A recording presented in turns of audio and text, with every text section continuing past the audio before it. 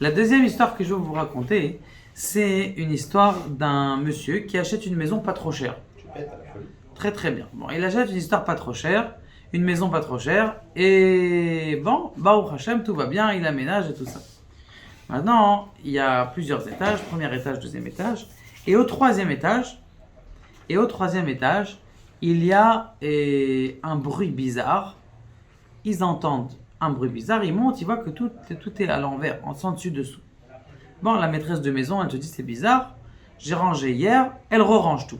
Elle remet tout en place et tout ça, Et encore une fois, dans la nuit, ils entendent un bruit et la maison, elle est toute à l'envers. Tous ces meubles et tout ce qu'elle a mis au troisième étage, dans une panique pas possible. La maîtresse de maison a dit c'est pas possible, c'est un voleur, regarde, rien n'a été volé. Elle re-range encore une fois et encore une fois. Maintenant, ce qui se passe, c'est qu'elle se dit là, ça doit être une maison hantée. C'est pour ça que c'était une maison qui n'était pas chère. Ça fait longtemps d'ailleurs qu'elle n'était pas achetée et ça doit être cette raison-là. Maintenant, ce qui s'est passé, c'est qu'elle va voir le Bedin. Il arrive au Bedin et elle dit comme ça, elle dit écoutez, j'ai un problème. Elle dit écoutez, je sais ce qui s'est passé dans cette maison.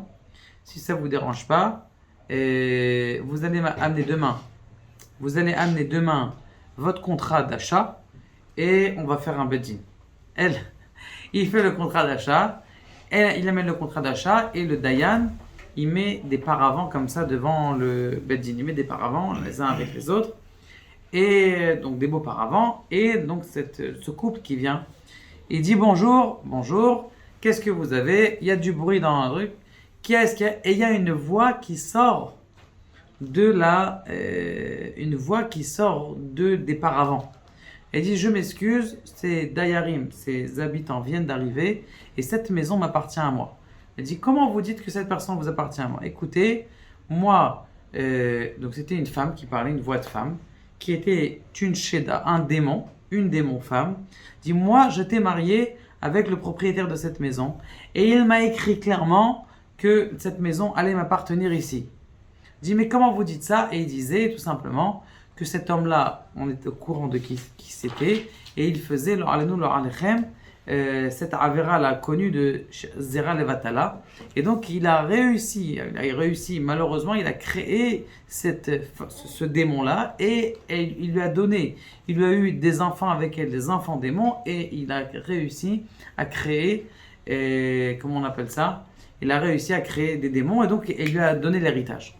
Maintenant, le Dayan, il fait comme ça, il dit, écoute, les démons, même si tu as donné un héritage, le animé va-t-elle être, j'annule complètement cet héritage.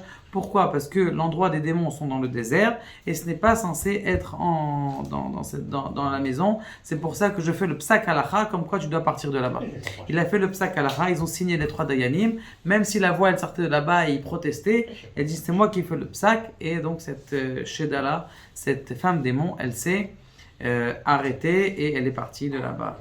Donc pour vous dire que Béhémet, c'est des choses qui arrivent et qu'il faut faire attention. Et plus quelqu'un il est kadosh, plus il arrive à enlever toutes ces mauvaises énergies qui sont chez lui. Baruch Adonai l'olam.